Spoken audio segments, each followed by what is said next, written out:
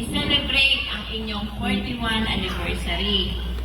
Maraming salamat po sa nag-invite sa amin para i-share ang goodness ni God sa amin pong buhay. Happy anniversary po sa ating lahat.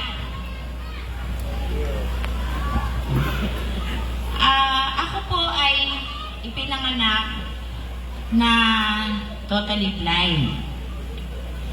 Ako po si Mirna Franco, panglima sa 6 na magkakapatid. Masasabi ko pong lumaki ako sa isang maayos na middle class family.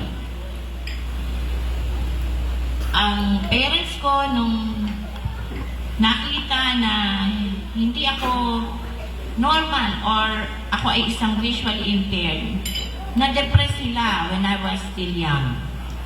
Lahat ng doktor, lahat ng albularyo, pinuntahan nila just to seek professional help para ako ay makakita. Pero yung huling check-up ko nung ako ay 3 years old, natatandaan ko pa. Ang sabi ng doktor sa parents ko, yung anak mo is born blind talaga, cause ng birth control ng misis mo kaya siya naging blind. Ang Lord na lang ang nakakaalam kung pagkakalooban pa siya ng sight paglaki niya. When I was remembered, umiyak yung father ko during that time. So, habang lumalaki ako, hindi ko alam na ako ay ganito. I thought, normal din ako katulad ng ibang bata. Pero nang nag-aaral na sila, na tanong ako sa aking sarili, bakit hindi ako makapag-aral? Bakit nasa loob lang ako ng bahay samantalang sila ay nakakapaglaro sa labas? Hanggang dumating yung tulong galing sa government na magkakaroon daw ng special school para sa mga bulag.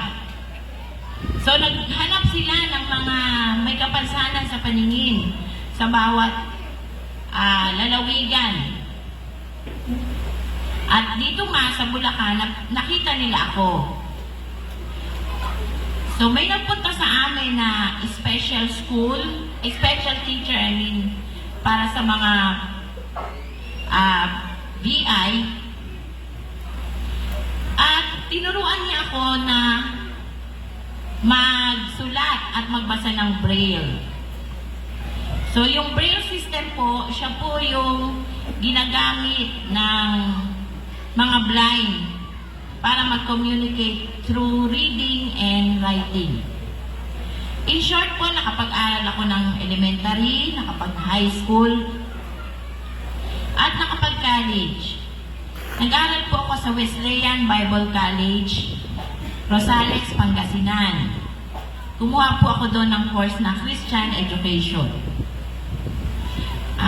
Salamat po sa Panginoon dahil siya po ay hindi nagkulang sa amin, lalo na sa akin.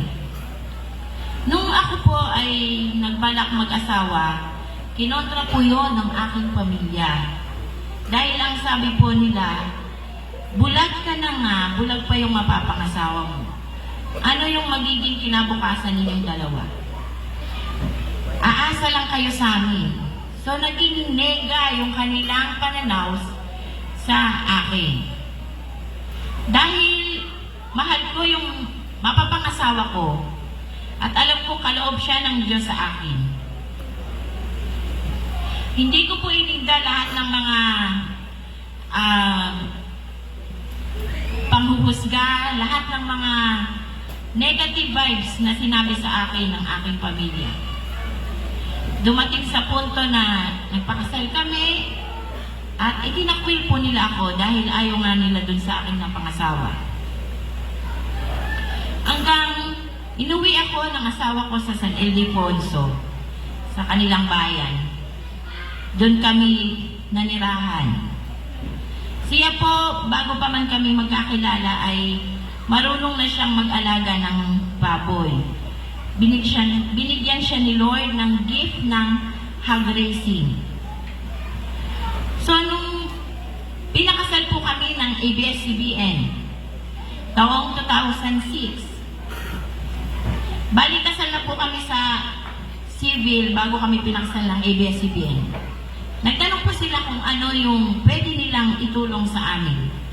So, I suggested kung pwede nila kaming bigyan ng partner para alagaan. Nung una ayaw nila, kasi paano daw kami mag-aalaga ng baboy, parehas kami bulag. Marami daw kasi silang tinulungan, napunta lang din sa wala yung kanilang itinulong. Sabi ko sa kanila, try nyo kahit isa lang. Mapapalago namin yun. Hindi sila nag-approve. Hanggang sa patuloy kami mag-asawang nagpe-pray kung ano talaga yung ibibigay ng Diyos na hanap buhay para sa amin.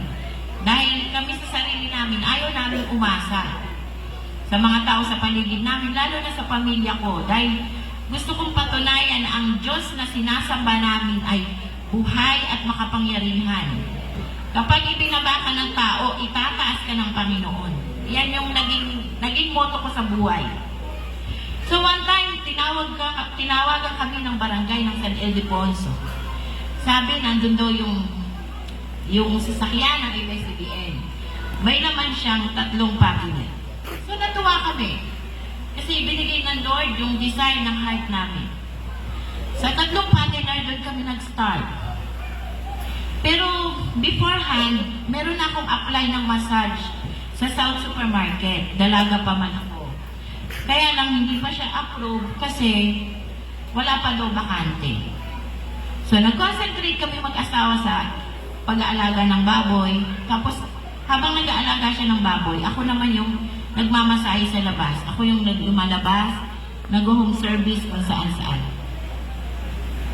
At hanggang isang araw, tumawag sa akin ng South Supermarket, nagtanong sila kung gusto ko pa daw ituloy yung apply ko sa kanila.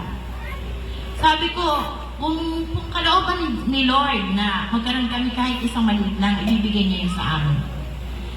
Binenta namin yung mga baboy namin. Nagsimula kami ng negosyo ng Touch with Faith sa South Supermarket.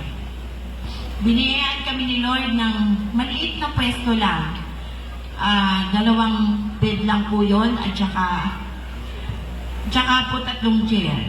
Ngayon may 6 na po siyang bed at 3 pong reclining chair. Napakabuti po ng Diyos sa amin. Kahit po maraming pagsubok ang pinagdaanan namin, hindi po siya nagkulang. Nagkaroon din po kami ng branch ngayon sa Robinson Place, Malolos, na nasa 9 years na po siya. Yung South branch po namin ay nasa 15 years na po. So, china-challenge ko po ang bawat isa na kung ano man po yung mga challenges na kinakarap po natin, huwag po tayong bibigay. Huwag po tayong mag-give up. Kailangan po yung let's speak and focus our faith in Jesus, the author and perfecter of our faith. Siya po yung kikilos upang lahat ng katuparan ng ating mga pangarap ay magkaroon ng katuparan at maging isang tagumpay. Katulad po namin, ay hindi po namin ina-expect na magiging ganito yung buhay namin. Nagkaroon na po kami ngayon ng sariling bahay, sariling sasakyan, dahil po yun sa biyaya ng Panginoon. Sino yung mag-aakala na yung mag-asawang bulag na yun ay nasa ganito ng estado? Hindi po namin ito pinagyayabang, but I boast it in the name of the Lord. Dahil lahat po ito ay galing sa Kanya. Salamat din dahil binigyan din niya kami ng opportunity na tumulong sa ibang mga PWDs. So ngayon po ay may 20 na kami na staff na puro blind. Nagpapasalamat kami sa Lord for His continuous provision.